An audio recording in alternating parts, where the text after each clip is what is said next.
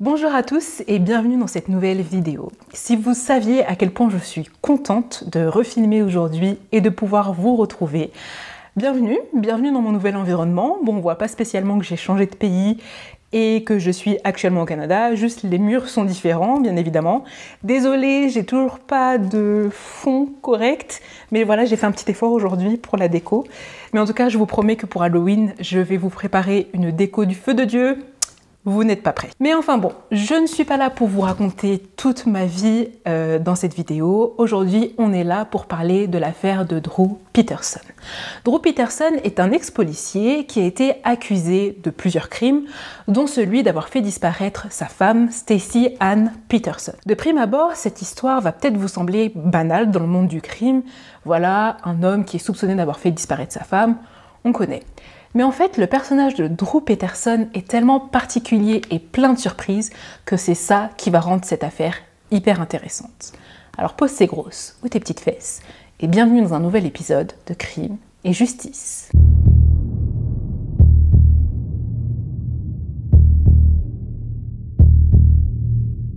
Drew Peterson est né le 5 janvier 1954 à Bolingbrook, dans l'État de l'Illinois, aux États-Unis. Durant ses études, il a rejoint la US Army et a finalement décidé de débuter sa carrière de policier en 1977 dans la police de Chicago. On peut dire que l'affaire de Drew Peterson commence lorsque sa quatrième épouse, donc Stacey Ann Peterson, disparaît le 28 octobre 2007. Stacey et Drew se sont rencontrés en 2001 et ont commencé à sortir ensemble alors que Stacey n'était âgée que de 16 ans et Drew en avait 47. Au moment des faits, Stacey et Drew étaient mariés depuis 4 ans et Stacey était âgée de 23 ans. Elle était maman de 4 enfants, donc 2 enfants qu'elle avait eus avec Drew pendant son mariage et 2 autres enfants qu'elle a adoptés. En fait, c'était les enfants que Drew avait eus avec sa femme précédente et qui est morte.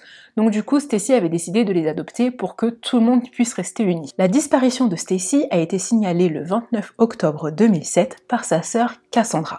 Normalement, Stacey et Cassandra devaient se retrouver chez Cassandra pour faire des petits travaux de rénovation, de la peinture, il me semble, mais bien évidemment, Stacey ne s'est jamais présentée au rendez-vous. Cassandra s'est alors rendue à la maison des Peterson pour essayer de savoir qu'est-ce qui se passait avec sa sœur, et c'est finalement un des enfants du couple qui lui a ouvert la porte et qui lui a expliqué que sa mère n'était pas là parce que ses parents s'étaient disputés et finalement sa mère était partie à la fin de la dispute avec sa voiture. Cassandra a trouvé ça un peu bizarre, donc pour avoir un peu plus de détails, elle a décidé d'appeler Drew, son beau-frère, pour lui demander des explications. Et à ce moment-là, Drew lui a expliqué que Stacey l'avait quitté et qu'elle avait décidé de partir avec un autre homme. Et c'est vrai qu'à ce moment-là, Cassandra constate que la voiture de Stacey ne se trouve pas dans l'allée du garage comme elle a l'habitude de l'être. Sauf que Cassandra connaît très bien sa sœur et elle se dit que sa sœur n'aurait jamais pu quitter le domicile sans emmener ses enfants. Elle aurait pu évidemment quitter Drew, mais jamais elle n'aurait laissé tomber ses enfants. Donc Cassandra commence à avoir de sérieux doutes concernant le discours de Drew, et elle décide de revenir à la maison des Peterson un petit peu plus tard, mais cette fois-ci accompagnée d'un ami. Et la surprise, elle constate que la voiture de Stacey est revenue dans l'allée du garage. Donc à ce moment-là, Cassandra va rappeler Drew pour lui demander une nouvelle fois des explications, et là Drew va lui dire que Stacey avait en fait laissé sa voiture à l'aéroport et qu'elle l'a appelé pour qu'il puisse venir récupérer la voiture parce qu'elle n'en voulait plus. Drew va même aller plus loin et dire que Stacey l'a quitté encore pour un autre homme, mais qu'elle est partie avec 25 000 $ en cash, son passeport, des bikinis, et qu'en fait elle voulait juste changer de vie. Et avec le recul, Cassandra se dit qu'en effet, le mariage de Stacey et Drew battait de l'aile, donc que ça allait forcément se terminer sur une rupture où Stacey allait partir. D'autant plus que Cassandra a déjà vu ce scénario se produire, dans le sens où la mère de Stacey et Cassandra les a abandonnés quand elles étaient plus jeunes. Elle a prétexté partir à l'église, mais au final, elle les a abandonnés pour partir avec un autre homme. Donc, effectivement, il est possible que Stacey ait reproduit ce schéma par rapport à ce que sa mère avait fait, et aussi parce qu'elle avait beaucoup de pression à éduquer 4 enfants toute seule, sachant que Drew est un peu ce que j'appelle les hommes à l'ancienne. C'était voilà, Stacey, tu ne travailles pas, mais tu t'occupes des enfants, tu t'occupes de moi, etc., etc. Donc c'est vrai que vivre comme ça peut représenter beaucoup de choses, ça peut mettre la pression. Et comme Stacy était jeune et qu'elle a dû gérer tout ça jeune, en effet, elle aurait pu, comme on dit, péter un câble et se dire « Ok, ça c'est plus pour moi, je m'en vais, je laisse tout tomber ». Sauf que, bien souvent dans ces histoires-là, on se rend compte que la femme qui disparaît n'est pas du tout du genre à laisser tomber sa famille, et ça, Cassandra le sait. Donc le discours de Drew ne fait qu'alarmer encore plus Cassandra, qui se dit qu'il est forcément arrivé quelque chose à sa sœur. Donc elle va décider de se rendre sur le parking de l'aéroport en question, pour essayer de retrouver une trace ou au moins un témoin. Donc elle arrive sur place, évidemment aucun témoin n'a vu ni Stacy ni sa voiture, et il y avait aussi des caméras de surveillance sur place qui auraient pu capturer quelque chose, une preuve que Stacy soit vraiment venue sur ce parking-là, mais malheureusement les caméras de surveillance ne fonctionnaient pas. Pendant ce temps, la nouvelle de la disparition de Stacy va arriver aux oreilles des médias, car évidemment la femme d'un ex-policier de la ville qui disparaît, ça fait les gros titres et ça fait parler. Et c'est là que notre affaire devient très intéressante. Drew Peterson ne va pas pleurer la disparition de sa femme devant les caméras. Bien au contraire. Il va plutôt se donner un spectacle, jouer un rôle, jouer avec les caméras, si bien qu'il va réussir à détourner l'attention qu'il y avait sur Stacy à lui, et en fait les médias ne vont simplement que s'intéresser à Drew Peterson. What's going on today? What's going on today? Yes. We went to McDonald's. Okay. We had Happy Meals and McRib sandwiches. How's that? And that's what's going on today. What I want to talk about is I'm going to come camp myself in front of your house and see if you like it. If he feels pressure from all the scrutiny, it's hard to tell. At times joking, smiling, even laughing with reporters, you almost get the feeling that Drew Peterson is somehow enjoying the attention. Il va participer à des talk shows hyper célèbres comme le talk show de Dr. Phil ou de Larry King, et il va même avoir sa propre émission de radio qui s'intitule « Gagner un rendez-vous galant avec Drew Peterson ». Les peu de fois où il va décider de parler de la disparition de sa femme, il va avouer publiquement que pour lui, Stacy n'a pas disparu et qu'elle est partie de son plein gré. Et quand on lui demande pourquoi il ne recherche pas sa femme ou pourquoi il n'est pas plus attristé que ça, il répond « Pourquoi je chercherais quelqu'un qui n'a pas réellement disparu ?» Sauf qu'on sait très bien que quand le mensonge prend l'ascenseur, la vérité prend l'escalier. Et le retour de bâton va être très violent pour notre cher Drew Peterson et beaucoup de squelettes vont sortir du placard. Quelques jours après la disparition de Stacy, une enquête a été ouverte pour disparition et Carl Dobrich, qui est maintenant retraité de la police, raconte comment il a commencé son enquête avec Drew Peterson. Il a d'abord demandé à Drew s'ils avaient l'autorisation de fouiller son domicile. Drew a accepté et il a coopéré à ce niveau-là. Les policiers n'ont finalement rien trouvé. Ensuite, Carl a demandé à Drew s'ils avaient l'autorisation de fouiller les véhicules de la famille. Drew a à ce moment-là accepté que la police fouille son véhicule à lui, mais il a catégoriquement refusé que le véhicule de Stacy soit fouillé. De plus, Carl va faire remarquer que Drew parlait de Stacy au passé, et ça, on sait que c'est un détail qui en dit long en général sur la culpabilité des gens. Donc tout ça, ça a vraiment commencé à alarmer sérieusement les policiers, d'autant plus qu'un témoignage glaçant du demi-frère de Drew va venir les mettre sur la piste d'un possible homicide. Le soir de la disparition présumée de Stacy, Drew et Thomas, donc Thomas qui est le demi-frère de Drew, se sont retrouvés sur un parking. Lorsqu'ils se sont rejoints, Drew a confié à Thomas un téléphone portable et lui a ordonné de ne surtout pas répondre au téléphone si jamais le téléphone se mettait à sonner. Et après ça, Drew est parti et a laissé Thomas tout seul sur le parking. 30 à 45 minutes après le départ de Drew, le téléphone en question s'est mis à sonner et sur l'écran était affiché le nom de Stacy Ann Peterson. Drew est ensuite réapparu sur le parking, a repris le téléphone et a demandé à Thomas de l'aider à transporter quelque chose. Drew et Thomas se sont alors rendus au domicile des Peterson et arrivés dans la chambre du couple, Thomas a vu en plein milieu de la chambre un baril bleu. Ce baril était scellé par un couvercle et Drew a demandé à Thomas de l'aider à le mettre dans le coffre de la voiture. Selon Thomas, le baril avait un certain poids et était un peu chaud. Ensuite, Drew a redéposé Thomas chez lui et lui a dit « Il ne s'est jamais rien passé ». Donc après l'annonce de la disparition de Stacy, Thomas était convaincu d'avoir aidé Drew à se débarrasser du corps de Stacy et il était tellement rongé par la culpabilité qu'il en a même fait une tentative de suicide. Cette information a bien évidemment eu l'effet d'une bombe et d'ailleurs plusieurs voisins de Drew Peterson vont eux aussi confirmer avoir vu Drew transporter un baril bleu avec l'aide d'un autre homme. Drew va nier en bloc le témoignage de son demi-frère Thomas et d'ailleurs il va même le dénigrer et dire que de toutes les façons Thomas n'est pas crédible, qu'il a des problèmes de drogue. D'ailleurs, il a de très gros problèmes mentaux puisqu'il a fait une tentative de suicide. Carry a rectangular container out of your home on October 28th. I have no idea what anybody's talking about like that. Warm to the touch. No. He says he believes that he helped you dispose of your wife's body. No. Can you at least respond to that? No. Not at all. No response. Talk to my lawyer. I got nothing to No say truth about to it whatsoever. None. Nobody helped me with anything in such a manner. On October 28th, where were you on October 28th? This gentleman says he helped you carry a container out of your home. You're gonna have to talk to my attorney. Okay? Have a good day. Mais Cassandra, la sœur de Stacy, va elle aussi confirmer l'existence d'un baril bleu. Elle va dire que plusieurs mois avant la disparition de Stacy, elle était venue chez les Peterson et elle avait vu justement ce baril bleu dans le garage de la famille. Bien que toutes les informations laissent penser que Drew a vraiment quelque chose à voir avec la disparition de sa femme, il manque un élément crucial aux enquêteurs pour pouvoir se permettre d'inculper Drew Peterson pour la disparition de Stacy. Et ce n'est autre que le corps de Stacy. On aimerait bien retrouver ce baril bleu pour avoir une chance de savoir si le corps de Stacy s'y trouve bien et aussi de pouvoir résoudre cette disparition. Et bien que la disparition de Stacy ait été requalifiée en homicide par les enquêteurs, il n'y aura vraiment rien de concret tant qu'on n'aura pas retrouvé son corps. Et là, les enquêteurs doivent être frustrés et je comprends leur frustration.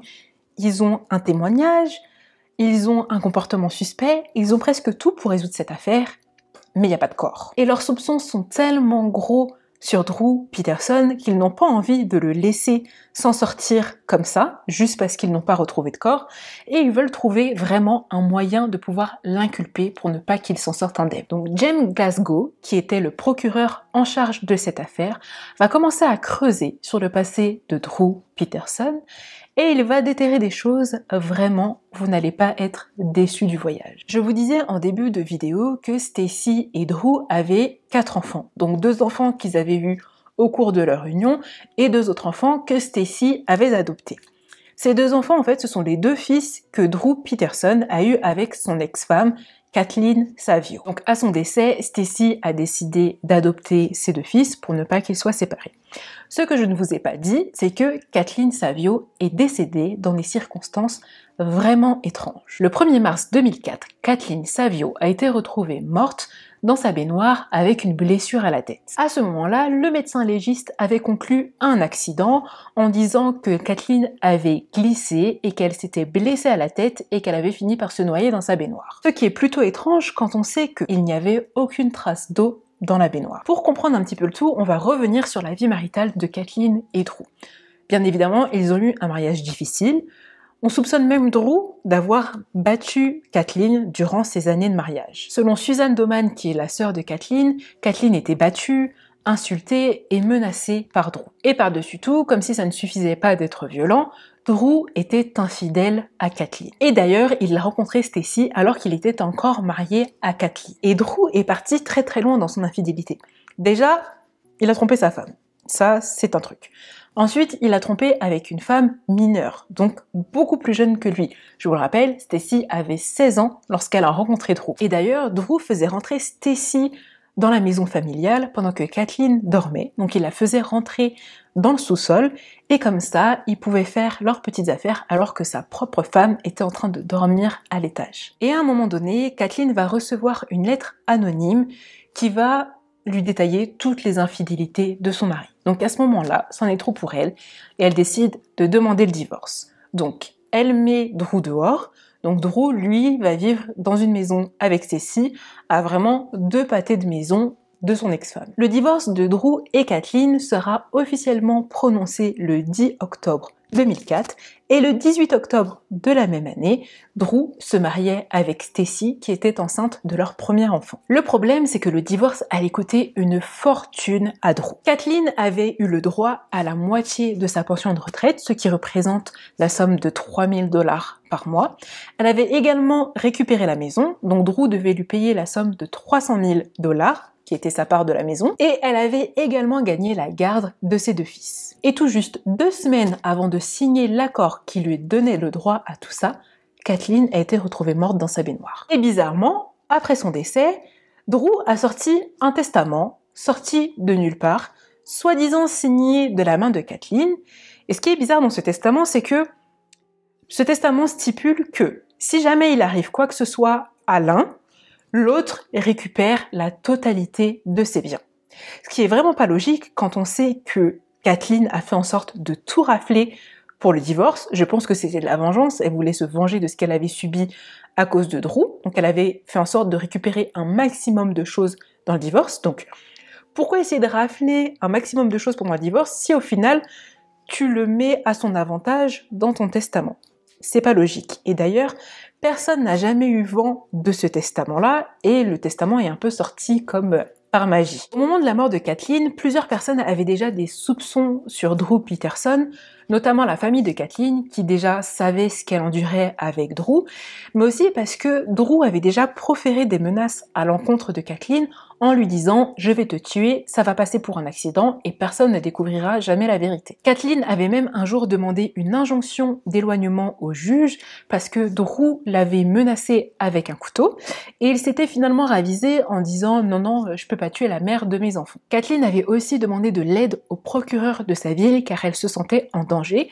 Elle avait écrit dans cette lettre que Drew allait lui faire du mal ou que Drew allait lui prendre la garde de ses enfants. Elle avait aussi précisé que Drew savait comment manipuler les gens et arriver à ses fins, et ça lui faisait vraiment très peur.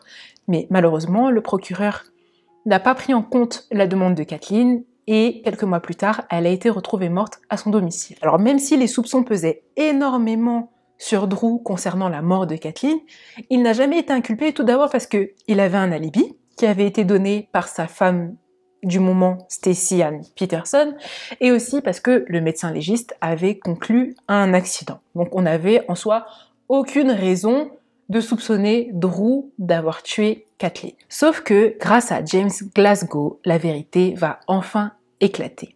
Tout d'abord, il va décider de faire exhumer le corps de Kathleen Savio pour refaire une analyse, parce qu'il se dit que la première analyse du légiste n'a vraiment rien de logique. Donc lors de la contre-expertise, on va se rendre compte que la mort de Kathleen n'avait rien d'un accident et qu'elle avait en fait été victime d'un homicide. Tout d'abord, on va se rendre compte que son corps présentait de nombreux bleus, comme si elle avait été battue. Et ensuite, on va conclure que la blessure qu'elle a eue à la tête n'a pas pu être causée par sa chute dans la baignoire. Tout simplement parce que la blessure qu'elle avait se trouvait au-dessus de sa tête et non pas par exemple sur le côté du crâne ou à l'arrière du crâne. Aussi, il n'y avait aucune traînée de sang en fait dans la baignoire. Admettons qu'elle se soit cognée. Elle se cogne, elle s'ouvre le crâne, son corps glisse, donc il y aurait forcément dû avoir une traînée de sang dans la baignoire.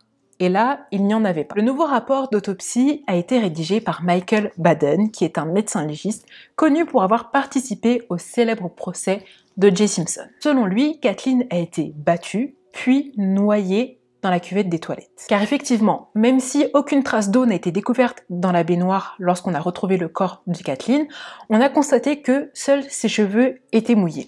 Donc le fait qu'elle ait été noyée dans la cuvette des toilettes expliquerait pourquoi uniquement ses cheveux étaient mouillés. Kathleen aurait aussi été droguée et c'est pour ça qu'on n'a pas vraiment retrouvé de traces de défense sur son corps. Et donc finalement, le corps de Kathleen aurait été placé dans la baignoire tout simplement pour mettre en scène sa mort. Dans la réouverture de l'enquête sur la mort de Kathleen, l'alibi de Drew Peterson va également être mis à mal, avec l'arrivée d'un nouveau témoin. Neil Corey était le pasteur de Drew et Stacy. Il va déclarer qu'avant sa disparition, Stacy lui avait fait quelques aveux surprenants. Donc elle s'était confiée sur les difficultés qu'elle rencontrait dans son mariage avec Drew. Elle a aussi avoué au pasteur que, selon elle, Drew avait tué Kathleen Savio. Elle va raconter que le soir de la mort de Kathleen, elle s'est réveillée en pleine nuit et elle s'est rendue compte que Drew n'était pas dans la maison. À ce moment-là, elle a essayé de le joindre sur son téléphone portable, mais sans succès. Cette même nuit, Drew est rentré à la maison, vêtu de noir, avec un sac en plastique à la main. Il s'est déshabillé et a jeté ses vêtements dans la machine à laver, puis il a jeté le sac en plastique dans le dressing. Stacy, par curiosité, a été voir ce qui se trouvait dans ce sac en plastique.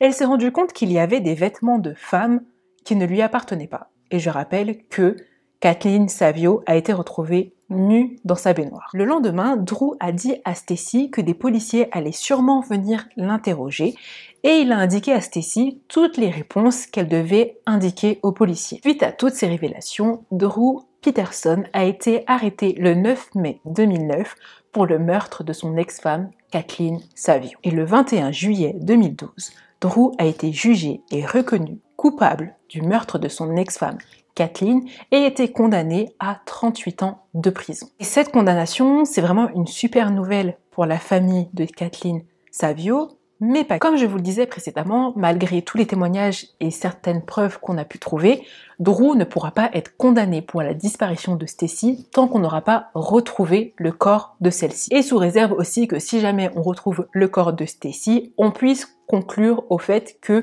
Drew est responsable de sa mort. Entre nous, j'ai bel et bien l'impression que Drew Peterson est coupable de la disparition de Stacy à 99%, et le pourcentage manquant étant le corps de Stacy. Mais l'avantage avec sa précédente condamnation pour le meurtre de Kathleen Savio, c'est que ça assure à la famille de Stacy qu'il ne pourra pas rester en liberté et qu'au moins il est enfermé pour quelque chose. Et la vidéo pourrait s'arrêter là, parce que je trouve qu'il y a quand même pas mal de choses qui ont été dites. Mais comme je vous le disais, Drew Peterson est un personnage plein de surprises. Il suffit juste de remonter à quelques décennies pour comprendre que Drew Peterson n'en était pas à son coup d'essai avec Kathleen Savio. Au total, Drew Peterson s'est marié à 4 reprises.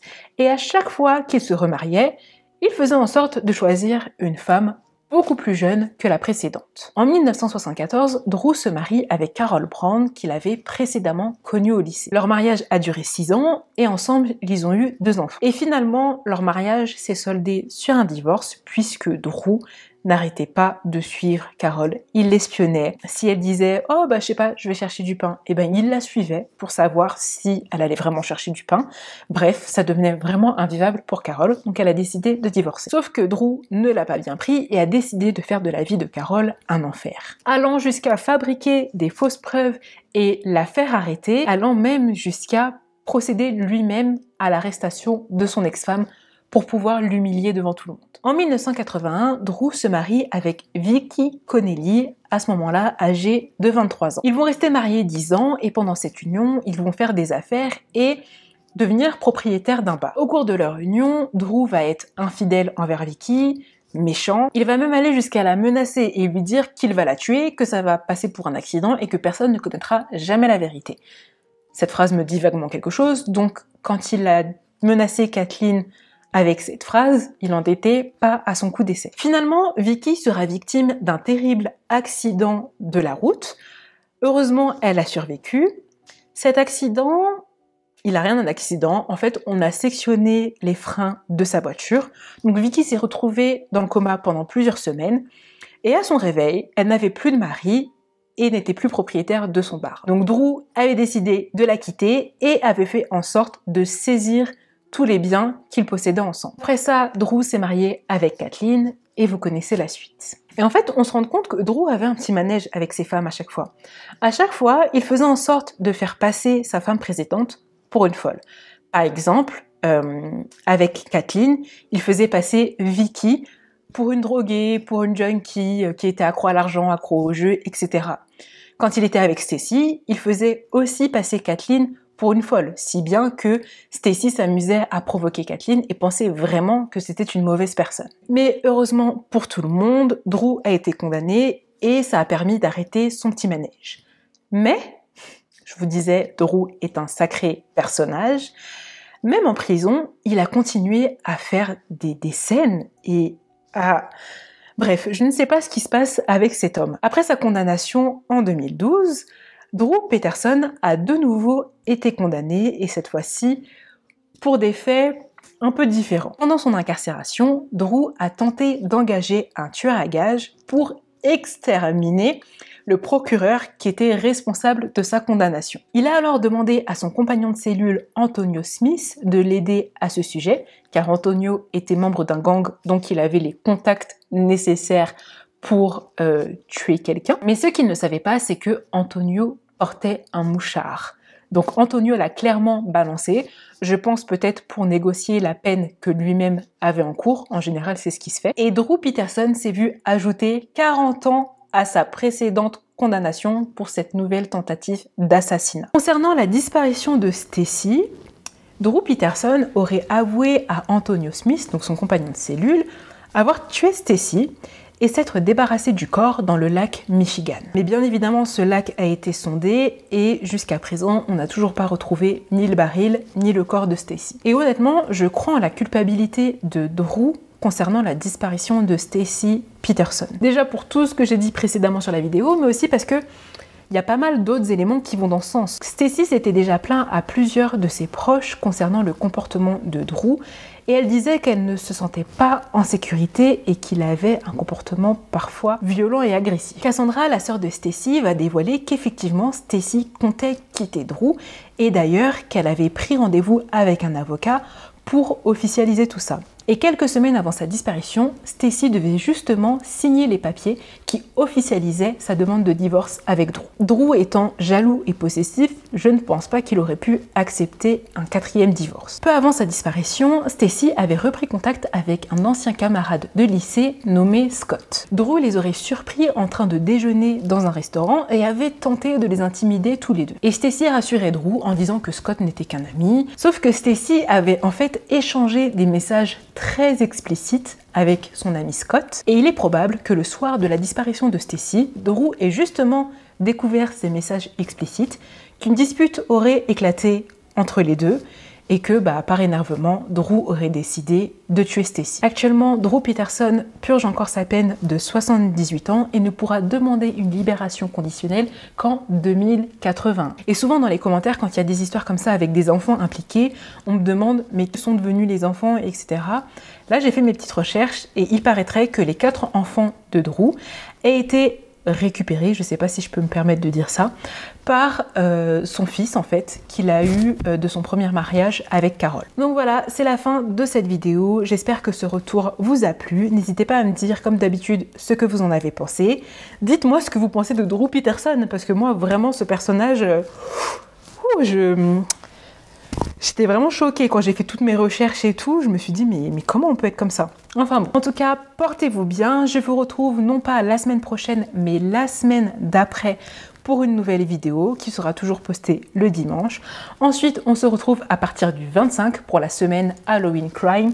Tenez-vous prêts, j'ai hâte de commencer cette semaine. J'ai cherché plein de sujets. J'ai cherché des sujets les plus inédits que possible, donc j'ai vraiment hâte de vous retrouver pour cette semaine. Voilà, je vous dis à bientôt. Ciao!